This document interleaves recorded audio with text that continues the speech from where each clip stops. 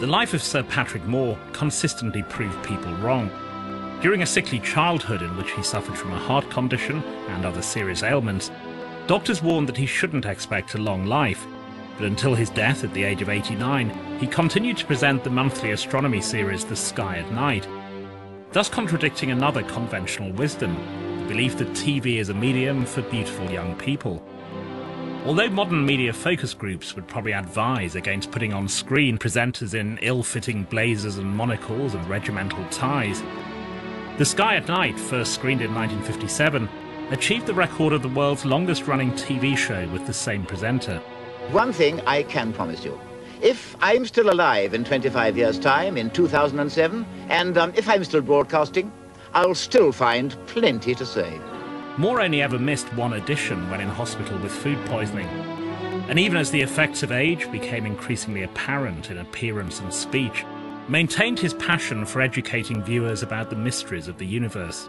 All the indications are that the Russians are now making such immense progress that almost anything may happen at any moment. He introduced successive generations to satellites, moonshots and eclipses. You know, if I'd come on the air in 1957 when we did the first of these Sky at Night programs and said that within 5 years I'd be showing you pictures of the first man to go round the Earth in orbit in a spaceship, well, I think you'd have regarded me as mad. However, the first astronomer to become a TV star also had another screen career, standing up his eccentric personality in light entertainment and quiz programs.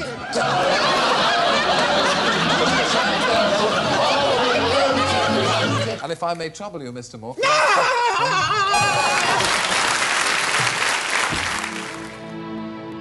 Mainly, though, he remained starstruck in another way. He always maintained that his greatest achievement was inspiring the astronomers of the future. This is a powerful light. And this one is simply a small pocket torch. But until you knew that one was further away than the other, there was no way in which you could tell. This previously unseen interview was recorded in 2007 at his home in Sussex, where he'd lived for much of his life, and where, in deference to his age and health, The Sky at Night was filmed during his final years.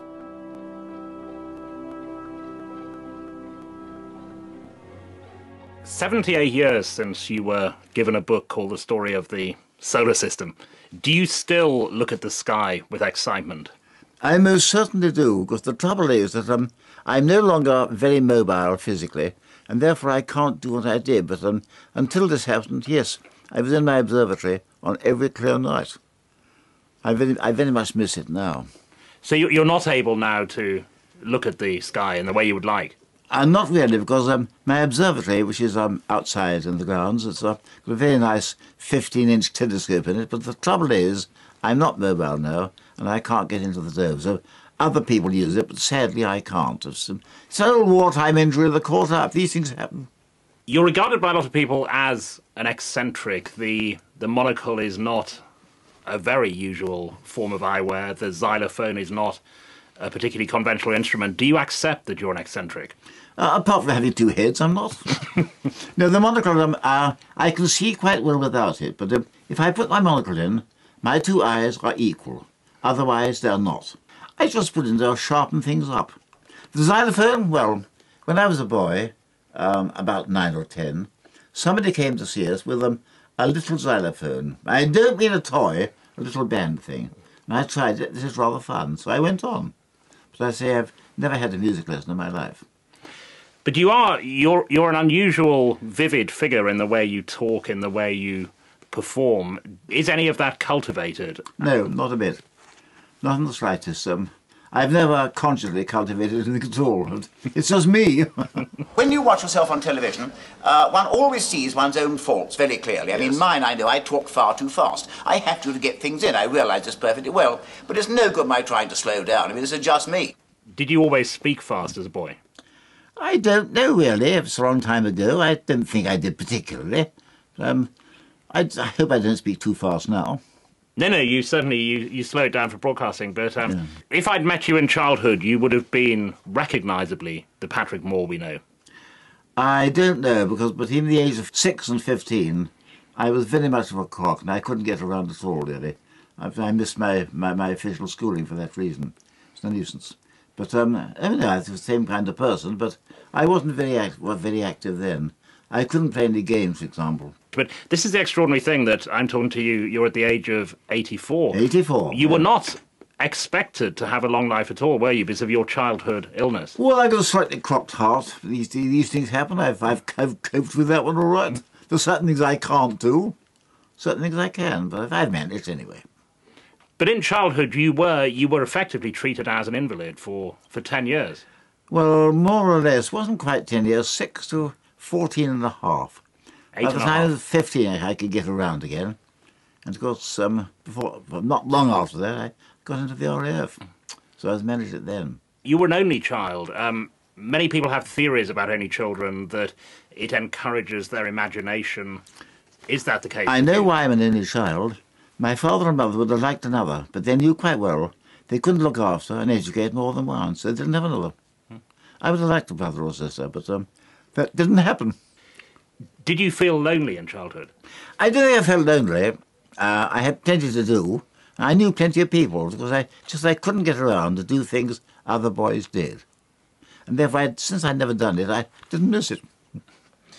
Given that astronomy has been such a part of your life, that moment, if they ever make the life story of Patrick Moore, the movie, the moment when you're given that book at the age of 6, the story of the solar system will be deeply significant. Did it feel significant to you at the time? I wasn't actually given it. I was in the dining room in my old home, and it was raining, and I was a bit bored, and I reached out and looked in the bookcase. And my mother was always a bit interested in astronomy. Not wildly so, but enough to have one or two little books about it. And I picked up one of those in the bookshelf behind me now, The Story of the Solar System. It wasn't a boy's book, it was an adult book, but my reading was all right, and I hoped that I wouldn't be hooked out of that chair till I finished the book. This is fun. And it was a 19th century book, so presumably the view of the solar system was, by what we know now, fairly primitive. Not really. Obviously we know far more now than we did then, but the essentials were there. They haven't altered a lot. So it was a very good book in 1898. I read it, I say, when I was 6, over 30 years later. But it was still good. It still is. And you had a lucky chance, there have been many in your life, which was to meet a significant local astronomer. I had two great slices of luck. One, I was fascinated by astronomy. I lived in Worsted Lane, East Grinstead. Opposite us was a big estate owned by a man named Hanbury, of Allen and Hanbury's. He grew orchids, I may say. And in his garden he had a small private observatory, Brockhurst Observatory, run by an astronomer named W.S. Franks. He was a well-known astronomer, about 5'8", had a long white beard, looked exactly like a gnome. He was a delightful chap and a brilliant astronomer. And I got to know him, and he very kindly took me over there and showed me bits and pieces how to observe. And I did that. And then, when I was 14, Frank sadly was killed in a motor smash. And Henry said to me, look, you know your stuff. I want someone to run my observatory, show people off when they wanted, bits of research here and there. Will you do it? So I'd be honoured. So I found myself director of an observatory at the age of 14. And that went on until just before the war, when Henry died and the observatory was sold. That was one slice of luck. Other slice of luck was the British Astronomical Association. A friend of our family, Major A.E. Levine, was a member. He'd been talking to me and said, well, you're very young for it, but I'll put you up for membership. And we were going to Sion College then, shaking hands with the president, the Astronomer Royal, and being welcomed as a member. I was 11. Exactly 50 years later to the day, I was president. You were the president of it. It seems extraordinary for a boy of that age to be becoming a member, to be running the observatory. It was sheer luck. It was only a small private observatory. My duty there was to keep various records, because I could use the telescope whenever I want to. It was a 6-inch, and demonstrate whenever it was done. So I did that. There's nothing to it. But did it feel an unusual thing to be doing to you? Yes, it did, frankly. I mean, it was unusual, but I could cope with it. I mean, it wasn't very onerous, and didn't have any specialised knowledge, but I enjoyed it thoroughly. Your autobiography is unusual in that your first 30 years are dealt with in 2.5 pages at the beginning of the book, as if you regard your childhood as unimportant. Well, it wasn't to me. It would be unimportant to anybody else, and nothing really to write about. But psychologists, psychiatrists, novelists think that childhood is the crucial period. It's where we become what we will be. Have you ever met a psychiatrist who wasn't a raving nutcase? Because I haven't. So you regard your childhood as effectively insignificant? It wouldn't interest anybody else, so I didn't write about it. In my long life, I've met so many interesting people, and I thought that might be worth putting on record, which is really why I wrote the book. Your father, you mentioned very little in your memoir. You say at one point, he and I were quite different people. I was the wrong son for him. He was he went through the First World War and got an MC, and he was very much of the army type. A brilliant athlete, a county hockey player, first-class amateur boxer, and he and I were just different. He was like the strong, macho, athletic son, which I wasn't. It wasn't my fault. We got on all right, but we were different. Your mother, you have a performing side, clearly, and that may have come from her, because she had been a singer. Yeah, before the First World War, she was trained as a soprano by Sabatini and Carisi in Italy. And before she finished her training, she was offered to lead an Italian grand opera. The First World War came along, married my father, was then an army officer, and never did it. But she was good enough. And I must say, when I was a boy, I'm told I had a very nice voice. When my voice broke, it didn't break, it shattered. It's perfect for playing the Demon King in local pantomime, but it's useless for anything else. And you say in the book your words are exceptionally close to your mother. I was, yes. And we stayed together. There's no secret about this. I'm not a bit sensitive about it. My girl was killed in the war. Nobody else for me. Therefore, I didn't marry, and I knew from the age of 19 I wasn't going to marry. Well, my mother and I were very close indeed, so why split up? So we didn't. Simple as that. You lived in the same house until Always. her death? She died in 1981, aged 94, and she was mentally fine right up to the end, and physically fine until she was 92. We were very close indeed. But that decision you made at 19, that you would be alone for the rest of your life, that would surprise a lot of people. Many people, even if they were bereaved in those circumstances, they met other people. You never have. It went too deep, I'm afraid. A lot of people would have felt lonely living their life on their own. You've called yourself a reluctant bachelor. I would have liked a wife and family, of course I would, but that wasn't on. But certainly I've had plenty of friends all through my life since the end of the war. So I've never been lonely from that point of view. Of course, I say I would have liked a family, but I loved it. But it was never struck me I wouldn't have one. But these things happen, and blame the late Herr Hitler. And I don't want to do too much on this or to probe too deep into this, but Lorna, she made such an impact on you, even at that age. We were absolutely everything to each other, and that was that. These things happen. You say you were in some ways the wrong son for your father, but he was a military figure, yes, and you yourself, you were determined to fight in the war. I didn't want to stay at home. I mean, I do certain things that I couldn't do. If I'd gone into the army or the navy, I'd have lasted 10 minutes, but I haven't got the right kind of heart for it. And I wouldn't have lasted. So the one thing I thought I might be able to do was to fly, so I did. I mean, so my father served in the First World War with great distinction. I served in the Second for the total lack of distinction, but at least I served. I'm surprised, given your health history, because a number of people were invalided out, but you were able to pass the medical. I wasn't entirely honest with you. I was rather economical with the truth, but these things happen. But after all, at the age of 77, I was still playing cricket and doing rather well. And you say in the book, again, it's tantalising, you say, I had a rather interesting war, but we'll leave it at that. Yes, we'll leave it at that. You would never go beyond that. It's a long time ago. Old men forget. But you haven't forgotten, though, have you? Old men forget. You just don't want to tell people, but you haven't forgotten. I forget now. I really do. My memory is very bad in some ways. Have you written it down anywhere? Would it ever be published one day? Well, I began my book, really, at the end of the war, because that's when things started happening to me. And I got involved in all kinds of things, the astronomical side and the writing side. Again, I had an immense slice of luck. A few years after the war, Ayrton and Spottiswoode, the London publishers, were looking for somebody to write a book about the moon. And I'd given a lecture in London called A Guide to the Moon. They heard about this and contacted their American side, Lawson's, and I was invited to write a book about the moon. I'd never written a book before, so well, I'll have a go. And I was lucky, it caught on. I was invited to write another one, that caught on, and there we were. So that finished my university career, unfortunately, because before the war I had my Cambridge place ready, which I didn't take up, and after the war my Cambridge place was still there. But it would have meant taking a government grant, which I wasn't prepared to do, so I'd do a bit of writing and pay my way through, and then writing took over and I never had time, so I missed it in the end. When you say you were not prepared to take a government grant, why not? I prefer to do things on my own. I prefer to stand on my own feet. I did even then. And does that come from your childhood, do you think, from your parents? Just me, I think. But see, I was lucky because these books caught on, and I've never been stuck since from that point of view. I have a tremendous job now, revising my biggest book. It's taken me the best part of a year. And the writing of your books is unusual in that the typewriter on which you produce them, it will be 100 years old next year. 1908 Woodstock. And on that machine, with my two middle fingers, I could type accurately 90 words a minute. Now, of course, I can't because my hands aren't right, and therefore I'm slow, and I make mistakes that I never did before.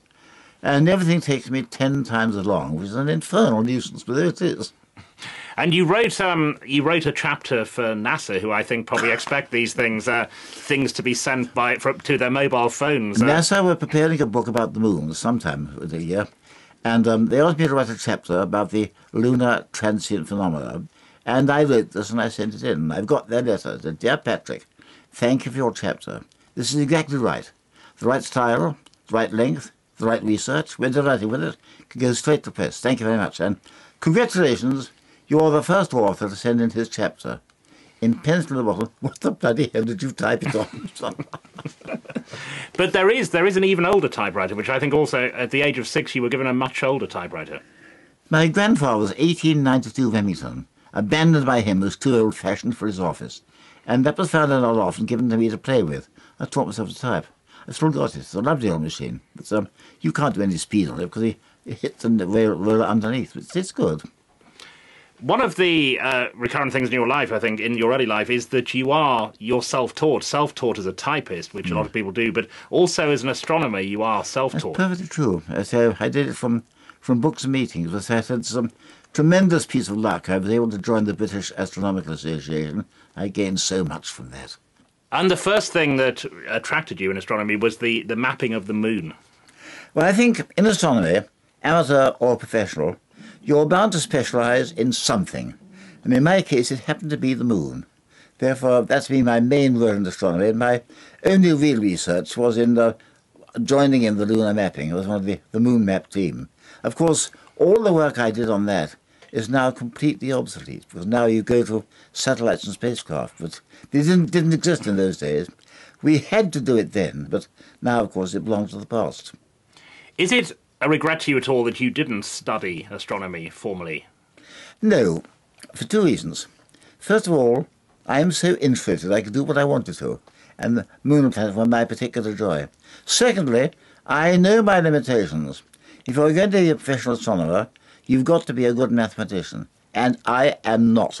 I have not got a natural mathematical mind, and therefore I would never be a theorist. So just well that I didn't. I may say, when I meant to take my degree, I was going to take my degree in geology. First of all, because lunar and planetary geology interests me most. And secondly, in those days, not now, but in those days, the maths you needed for geology weren't so advanced as those you needed for astronomy. I could just about to cope with that, but I never got started.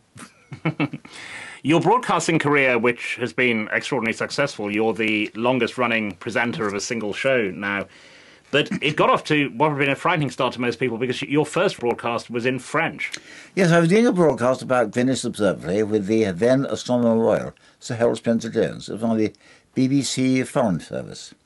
And it was a live broadcast, and they turned the cameras on and said, "It's in French, do you mind?" By the grace of God, I didn't, but had it been anything else, I would have done.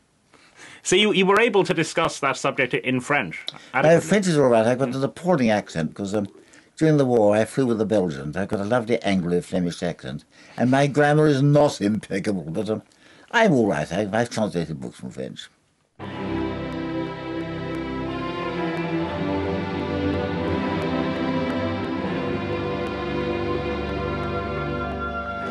The Sky at Night, which has been a very large part of your life and your fame, that happened because of you'd made a previous programme which had interested the BBC.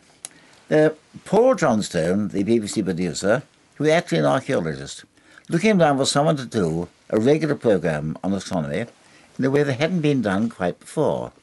And he'd heard me do one broadcast. Could I be the man? So he rang me up. Would I go and see him? So I did, and we talked, and we got on. And it was agreed, therefore, we'd do a test programme. We didn't do a test in the air. We went straight on the air.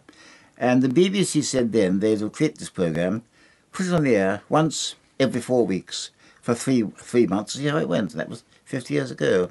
Again, a huge slice of luck for me. I mean, the fact this lasted for so long is not due to me at all. It's purely the subject. And also, when we'd been on the air only 4 months, the space age started. Up went Sputnik 1, and the astronomy suddenly became headline news. Did you think at the beginning as to who might be watching, what the audience might be? Yes, I thought everybody. Well, we'll try and give the latest news on astronomy and keep people up to date without going too deeply into it. And again, we were lucky, because at that stage there was a bright comet, an Andromeda, that had come down, and that was the main subject of our first programme. And people went and looked at it. And it just caught on. And you suggest that it was a very good time to be starting, because we'll talk about the space race in a moment. But even before that, it was also a time when people suddenly got excited about flying saucers, the idea that there was something out there. Oh, we always get better. The flying saucer craze still goes on even today. Alien abductions are great fun. I record myself as being the most complete sceptic about the idea that flying saucers are spaceships coming from other worlds. I don't believe a word of it, and I'm quite sure that all the sightings can be explained much more easily than that. I did a programme called One Pair of Eyes once, in which I had flying saucers, flat earthers, hollow globers, even a man who believed the sun to be cold. You don't think the sun's hot? No, the sun isn't hot. It's not a hot body. It causes heat, but it's not hot itself. The sun itself is cold. Well, cold or temperate, like the Earth.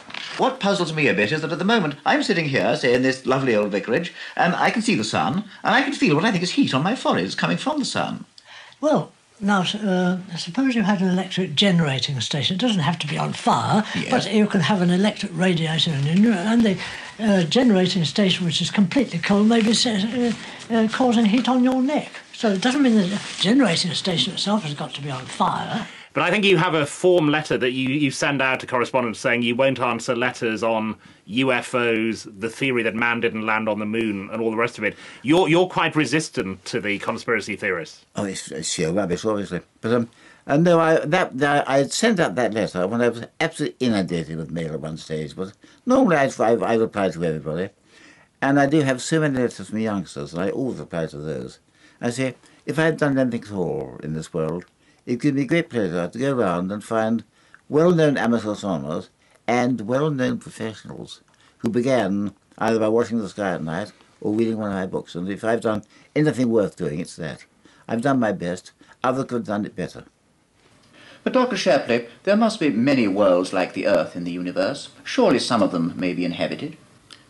Well, by inhabited, I suppose you mean inhabited by living forms, things that we would call life. And the answer to that is, I think the probability is exceedingly high that there's abundant life scattered throughout the universe. Very early on, one of the questions there is you're asking people, is there any possibility of life elsewhere in the universe? That has been a constant question. Look at it this way. Our sun is an ordinary star, one of 100,000 million stars in our galaxy. We know of 1,000 million galaxies, that's only part of them. And many of these stars have planets, we know that. Therefore, the total number of worlds like the Earth must be absolutely staggering. And I refuse to believe that ours is the only form of intelligent life, but I can't prove it. And I think the one thing we don't know, if we have a world where life could appear, will it? Well, I think we may answer that soon. After all, there was theory about life on Mars. Well, there are no Martians, no canals.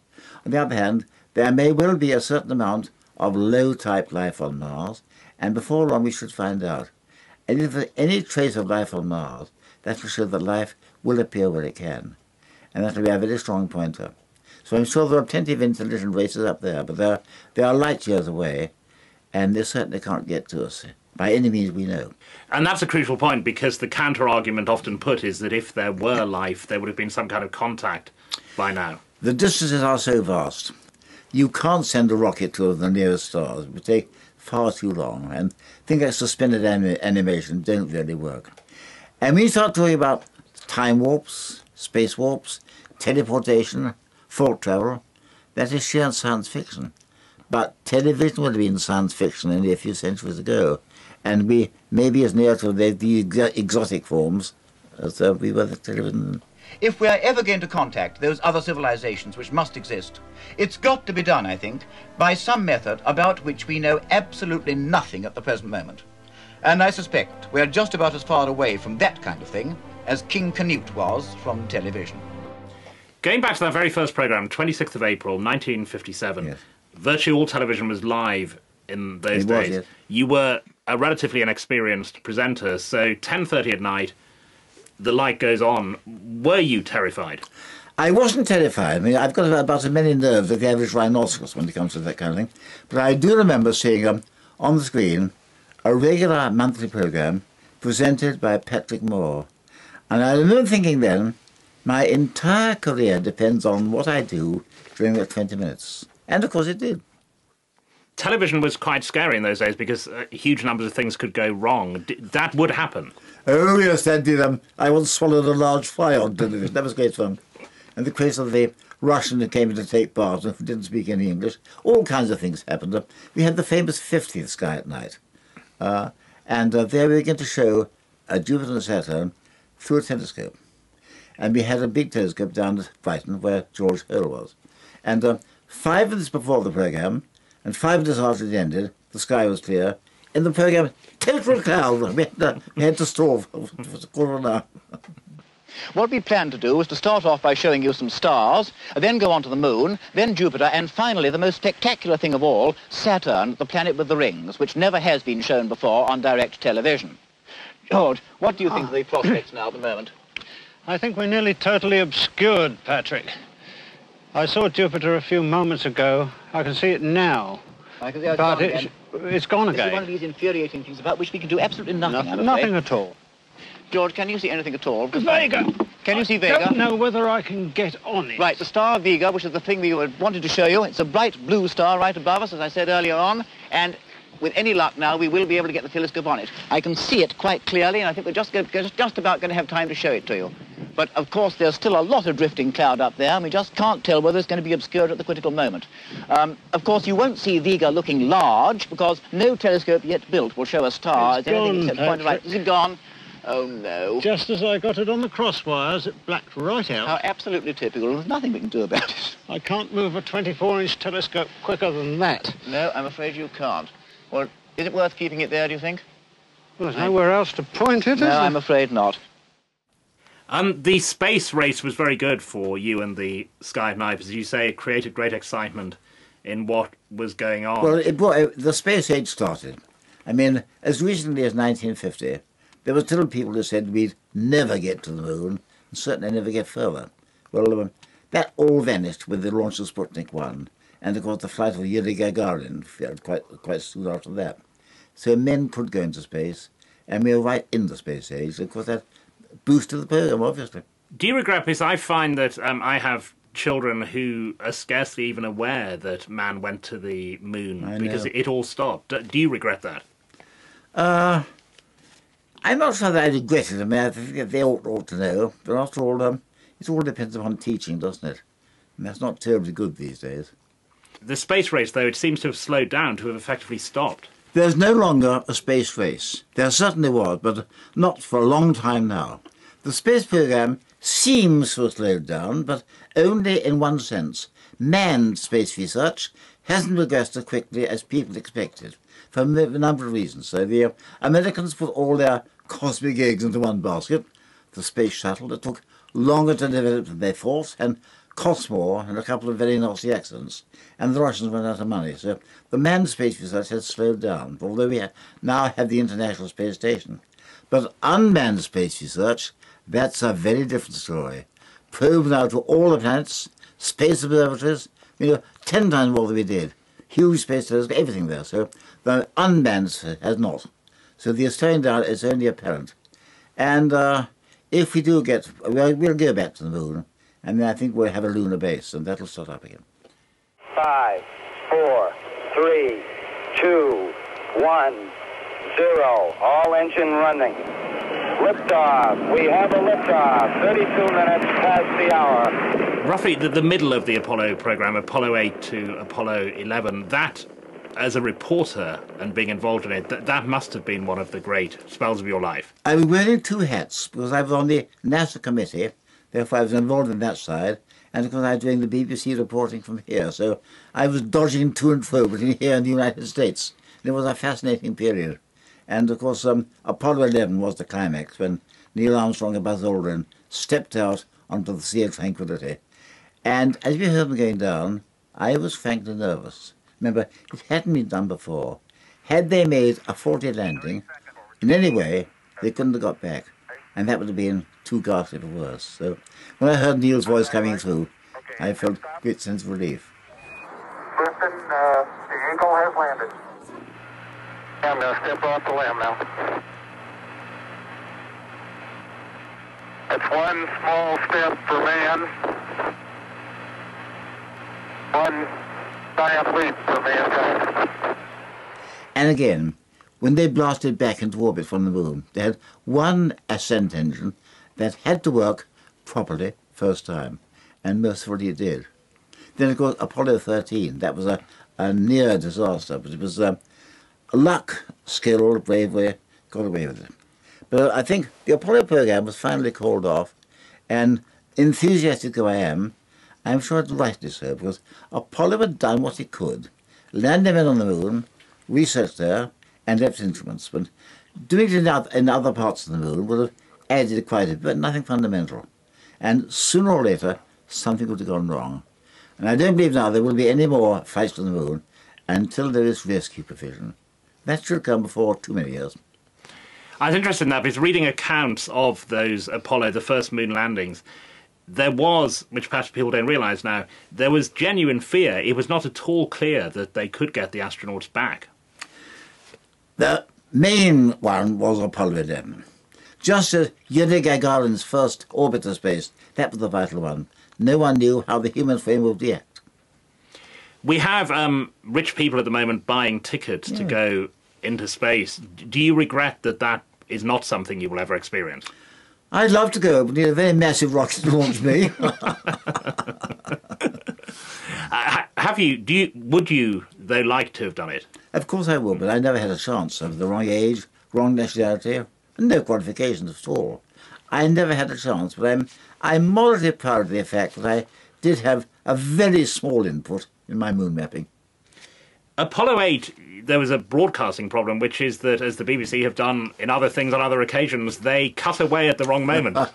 I was down at Wood Green, and on the air live, and Apollo 8 had gone round the moon, and I said something to this effect. The men of Apollo 8 are now on the far side of the moon. They're coming round, and in less than a minute, they'll come round the edge, and we'll be able to hear them. We hope they come round on time, because after all, they've carried out a very risky manoeuvre. So I'll say no more now. In a few seconds we hear the voices of the first men round the moon. And this is one of the great moments in human history. And the BBC changed over to Jack and Nori. Reading the books of some of the astronauts, a lot of them seem to have been quite profoundly affected by the experience of going into space. I remember Gene Cernan telling me that when he was on the moon, the thing that affected him most was looking up and seeing his home 250,000 miles away. Bound to affect you, obviously. I think, I wonder now if the first man on Mars has been born. It's possible, you know. That would be, even more difficult to mount a mission than the Apollo one. Oh, far more. Is it plausible, do you think? I think there are two reasons that may hold things up. The first is radiation. Once you're beyond the atmospheric screen, you're exposed to all kinds of unpleasant radiations. Well, on the moon, you get away with it for a brief period. On Mars, weeks to get there, and you're exposed to the whole thing. On Mars itself, incomplete protection, and the journey home. So radiation is a problem, and no one quite knows yet how bad it is or how to counteract it. That's one problem. The second, of course, is do we want to? Because after all, one more war, a major war, and we're back in the Stone Age, and that could happen, I'm afraid. A very long career with the Sky at Night. We've had various presenters. We've had Nick Ross of Crime Watch recently leaving the programme after 23 years, apparently told that they had to think about the age profile of the programme. Have you ever suffered from that at the BBC? Not a bit. After all, I've been there for a long time. Everyone knows that I'm now 84. If they want to replace me, I wouldn't grumble. I've been there for a long time. And of course, we do have now Chris Lintott. So, I remember my first meeting with Chris. I give a lecture at the Torquay Boys' School, and an 11-year-old boy came and started talking to me. And I thought, this is rather an unusual 11-year-old. I think he'd better be cultivated. That was Chris. Well, I invited him on the programme. He's now co-presenter, and he has all the advantages that I haven't. First of all, he's got a first-class mathematical brain. He's got all his good degrees now, and he's a good presenter too. And he enjoys doing it, so he would certainly be a better presenter than I am. Would you want the programme to continue after you? Oh, yes, most certainly. The reason being, no thanks to me, but I believe the programme has done good. It's brought people into astronomy and certainly has encouraged those to take it up. So, yes, I will want it to continue, and I'm quite sure they will. And you would want Chris to take over from you? He'd be eminently suitable. Apart from your Sky at Night career, there has been another side to your television life, which has been comedy, light entertainment, sending yourself up, in effect. I don't mind laughing at myself. Why should I? No, it's great fun. I've done with all kinds of people. What are you studying at the moment? What do your particular investigations lead you to study now? Are you talking to me? Yes. Northern stars. Ah, Northern Stars. Northern. Which one in particular? Proxima Centauri. Proxima Centauri. Now, that is a fascinating star. Yes, Isn't it amazing to reflect that when you look at Proxima, you're seeing it as it was 4 years ago. The light from Proxima takes over 4 years to reach us. Yes. What What is he talking about? What is he talking about? Throw him off. Get him off. He's quiet. He's a fool. But it takes the light of Proxima Centauri 4 years to reach the Earth. Rubbish! It's not rubbish. It's certainly not rubbish. No. Far from it. And it may interest you to know this, Mr. Morecambe. Yes. The star Altair, the light from that takes 16 years to reach us. Get off. From Vega, 27 years. Shut up. From Rigel, 800 years. Yeah, smash your face in. And from Deneb, or Alpha Cygni, if you prefer. I prefer. From Alpha Cygni. Yes. 1,500 years. Get off. He doesn't know what he's talking about. He's making it all up as he goes along. Did you ever worry that it would detract from the seriousness? No, not a bit. The reason being, when I do that kind of thing, I'm having fun. When I'm an astronomer, I'm a serious astronomer, and I don't mix the two. Everyone knows I don't mix the two, therefore there's no danger there. And being impersonated, some people get sensitive about this, but you've rather enjoyed being impersonated by people. I complained bitterly once that Mike Howard, I've got a scar over my eye there, and I said to him, you got my scar wrong. Now, a lot of people have been writing into the Sky at Night asking various questions about astronomy. Well, of course, it is a fascinating subject. And a lot of people want to know, why don't we put the Sky at Night on earlier in the summertime so the children could watch? Well, of course, we would put it on earlier. But we have to wait till it goes damn well dark before we do the damn thing at all. This was a scar I got during the war, American operation, over the Skagerrak, caught in the sea of flak, we in the jaws of death. Actually, I came off my motorbike in 1952. My wheel caught in a rut. So as well as not, apart from not talking about your war record, you make up versions of it? On that occasion, You mentioned having written the book because of some of the people you'd met. Yes. I mean, some of those are very striking. Einstein, for example. I met him once when I was a boy, in my flying training. A little conference I was invited to, and Einstein was there, and I was able to talk to him. He was, as you know, an expert violinist, and he happened to have his violin. He'd been playing somewhere, and somebody said, well, you demonstrate your violin. He said, oh, I play a swan, there's no accompanist. There was a piano there. Sanseville Swan, I knew the accompaniment. So I've accompanied Einstein. Oh, for a tape. Well, there weren't any tapes then. I also met the first airman, Orville Wright. That was interesting. Tell me about that. I met at the same conference. He didn't die until 1948. He did very little flying after 1920. He was so sad that his aeroplane had been used in warfare. and he really rather faded into the background. But he was a very pleasant, unassuming kind of man. What about Einstein? Was there any sense of the charisma? He was exactly what you'd expect. Charming, courteous, out of this world, exactly as you'd imagine Einstein to be. You were a very young man you were known as the Kid in your RAF years. Were you in awe of these people? I don't think I was. I can't really say that I was. I was fascinated and honoured to meet them. Arthur C. Clarke, who was a friend for a long time... Still is, but he is someone that you knew from early on. We were both pre-war members of the British Interplanetary Society, and that's where Arthur and I originally met, and we've been close friends ever since. He lives, of course, now in Sri Lanka. We talk on the phone, and in aid of the Sri Lankan Disaster Fund, we put together a little book about asteroids, and we paid £13,000 or £14,000 for the fund.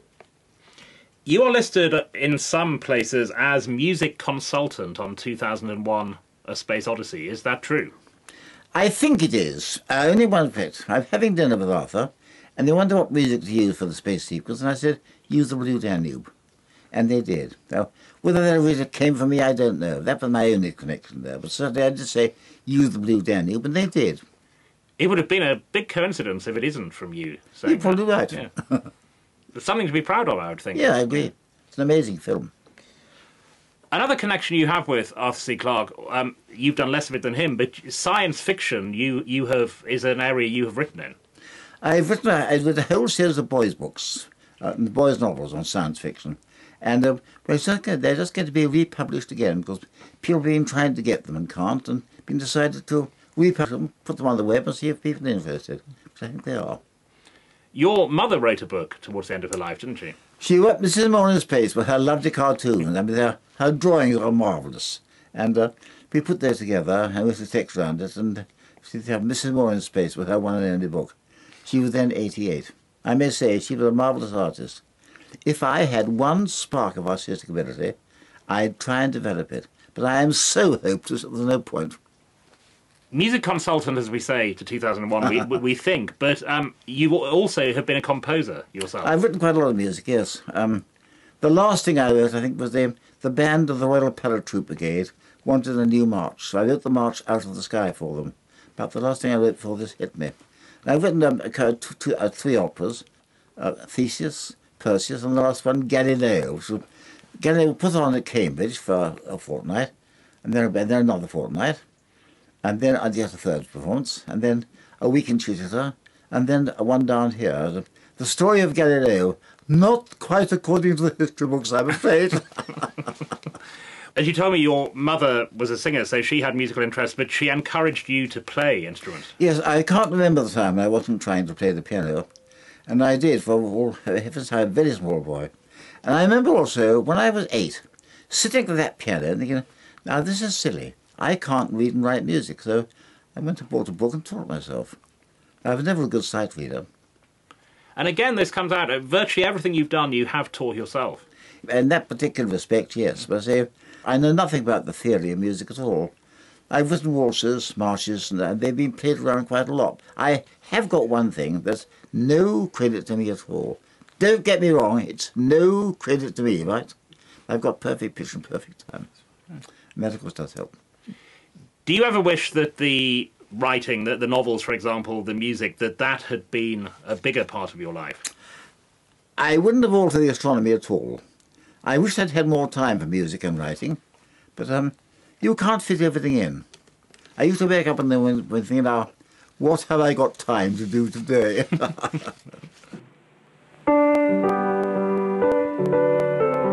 Although Moore's TV appearances have generated great affection, some of his personal opinions have led people to wonder what planet he's on. He supports the United Kingdom Independence Party, which campaigns against ties with Europe and in favour of tighter immigration controls. Moore's autobiography contained provocative complaints about gender and racial equality, and there was further controversy over comments in a recent interview about the BBC being taken over by women. Television has changed a great deal in those 50 years. You find television a less happy place now than at the beginning, don't you? Not really less happy for me, because after all, I've never been involved. I'm not a BBC employee. I'm not involved in that kind of thing at all. I mean, I'm sure there are politics there, in which I don't get involved, so it doesn't affect me a bit.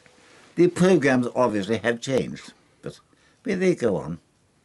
And you said recently that it's because of women. There are too many women in TV. What I said was this. Originally, the BBC was entirely male-dominated. Then the pendulum swung. What I actually said was, it swung a bit too far. But that's all I said, because the press took on it, of course. They expect that kind of thing. But if it swung too far, then there are too many women in television, you think? There were too many men originally. When there were too many men, was that a problem? I said there were too many men, I think probably. I said, we want a happy mean. And we'll get that, most certainly. Now, after all, television does have an extremely important role to play now, far more so than I think anyone expected. After all, the end of the war, television was, it was just coming on, and no one really expected to take over, which it has. So it's more important than anyone could have dreamed, and therefore you've got to have a happy mean. I remember Paul Johnson telling me he produced a programme in 1938, I think, a political discussion between three politicians. It's overran by 1 hour and 40 minutes. Which you wouldn't be allowed to now. No. I hope it was enjoyed by both the people who tuned in. Your views, your political views, it's complicated because you are against fox hunting, very much notably. So. But in general, people have classed you as a man of the right. Some have even said the far right. They can say what they like. I think I stand for sensible politics. I must admit, I do belong to a party. I belong to UKIP, United Kingdom Independence Party, but I'm far too old to do anything. So far as fox hunting is concerned, people enjoy that must come from another planet, as far as I'm concerned. But there we are. You see, we all got our own particular views, and I keep out of that kind of thing these days. The time I've got left, I've got so much I want to do. My main thing, I've just revised my big Atlas of the Universe, and I've got to revise my big data book now. And because I did a book with Brian May and Chris Lintott called Bang, and we're now producing the sequel Bang Up to Date. It's all great fun. You say in your memoirs, very provocatively to a lot of people, you say that the worst acts of parliamentary legislation in history were the Sexual Discrimination Act and the Race Relations Act. Well, what do you think? I don't like acts if the acts only apply in one direction. So, but as I say, I'm not in that field now. I'm too busy with my astronomical work. And also, music, I'd like to do a bit more of that if I can. I never was a good player. I was a composer. I did play the xylophone in the Royal Command performance once, and I enjoyed that. But I wasn't a good player. But I could write for other people, at least I hope I could. But the reason, just going back to that... I'm not going back to it, sorry. You're not? Oh. You won't talk about your politics at all? Of no interest to anybody else. Well, you put them in your memoirs. I know, dear. Very briefly. Very briefly, we referred to it very briefly. And I had one question arising from that page in your memoirs, which is that you say you don't like legislation going in one direction. The reason some people would say that was introduced was to redress a balance, that there had not been equality for non-white people, there had not been equality for women, and it needed to be addressed. Colour doesn't matter, black, white or khaki, or vermilion or gamboge, if you like. You haven't got their own ideas here. The opposition to fox hunting, though, which confuses some people who wish to position you on the right, what makes you so opposed to fox hunting? I don't like needless cruelty, and no one's going to deny that fox hunting is needlessly cruel. After all, can you enjoy chasing an animal that's dropping and then seeing it torn to bits by dogs? If anyone enjoys that, it must come from another planet, and it's not me. Some people, which is why they use the phrase, that colloquial phrase, the heavens, looking at the sky makes them think about God and eternity and all the rest of it. Has it ever had that effect on you? The sky is a wondrous place. We wonder, how far does it go and what's up there? And I'm sure there are many races up there far more intelligent than we are. It would be very difficult. So whether they'll contact us, I don't know. But the one thing I do say, there are some people who say we shouldn't try to contact other races, but they might come and want to conquer us. I don't think that's valid. The reason being, quite simply, is for other races, more intelligent than we are, they'll have put war behind them. Otherwise they wouldn't survive. So if they do contact us, they'll be wiser than we are, and we needn't fear them. What Stephen Hawking called the G word, he wrote the word God at the end of his book, A Brief History of the Universe. Have you ever been moved to thoughts of God? I had one quarrel with a local vicar down here, a very serious quarrel. He dropped 2 caches off me in the slips and the same over.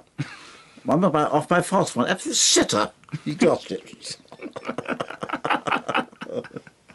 I must say, no, he had a very good field, I must say. And in the following match, he made 30 or 40, I went in at number 11. I had to stay there while he got his 100. And I stayed. Not out at the end. I can't bet so my life. That's what Freddie Truman is supposed to have said to the Reverend David Shepherd, isn't he? Pretend it's Sunday and keep your hands together when he dropped a catch. So I never played serious cricket for 2 reasons. First of all, people were kind enough to say that my unusual spin bowling would carry in a good class cricket. You can carry a number 11 bat. You can't carry a field as bad as I am. And I'm an appalling field. I can't catch, I can't stop, I can't throw, I must throw the house. In the field I'm a passenger. And had I ever wanted to play serious cricket, that was directly, but I didn't anyway, of course. I'm going to have a third go at this. I may not get anywhere, but I'm interested that astronomy has driven some people to quite deep thoughts of God, other people to very strong atheism. I just wondered where on that scale you have to take a balance. I say there's so much up there we don't know about. And our knowledge is fragmentary. If we know more, you can't form a judgment, frankly. Do you think about death? It'll happen to me one day. Do you fear it? No. You mentioned this in the autobiography and at the beginning of this interview, the infirmities of old age have been an irritation to you. It's a darn nuisance. I say, well, only a few years ago I was playing tennis and cricket, and now I can't. Most annoying. There it is. I had a long run. You've got to accept these things. Nothing you can do about it. Your mind, though, is clearly very strong and intact. Is that luck, or have you done anything? Well, eyes, ears, and what passes for brain are not affected yet. It's my body that is. Well, I say, I'll go on as long as I can. But there are always, we open the newspapers, there are all these things about it's very important to do crosswords in order to keep your brain intact and so on. Crosswords I never managed. The one clue I solved was a flightless bird with 3 letters, beginning with E and ending with U, and I solved that one. But have you done anything to keep yourself mentally alert or active? Yes, I'm studying all the time. You've got to keep abreast of everything, as I do. I thought I couldn't do this kind of night unless I kept abreast of astronomical stuff, and that does keep what parts of the brain. It keeps it working very nicely. The Sky at Night, as you've suggested, you will go on doing for as long as you possibly can. As long as they want me to. If the BBC want me to go on, and people like to do what I do, I'll continue. If they don't, they think I'm too old, or I'm not doing it well, then I'll stand down. And I say, the first really bad programme I do is entirely my fault. That'll be my last. And do you ever watch them and think, I have made a mistake, I have done something wrong? I've many things I could do better. Most certainly so. A large part of your life has been discovery, finding things out. What are the things you would still most like to know? I'd like to know more about the origin of the universe. Above all, I'd like to know, is there intelligent life up there? I'm sure there is, but I can't prove it. And I think there'll be a pointer, even in my lifetime probably, because if we find any trace of life on Mars, that'll show life will appear where it can. Somebody did say to me, if a flying saucer landed in my garden, a little green man came out, what would I say? I would say, good afternoon, tea or coffee. Please come with me to the nearest TV studio. It won't happen. But even in the 50 years you've been broadcasting, most of what we have found out has argued against the existence of life, hasn't it? No, I think quite the reverse. We know now there are many worlds like the Earth where life can appear. The only thing we don't know, will life appear where it can? I think Mars may give us the clue there. It won't be conclusive, but it'll give us a good pointer. Patrick Moore, thank you very much. Nice to talk to you.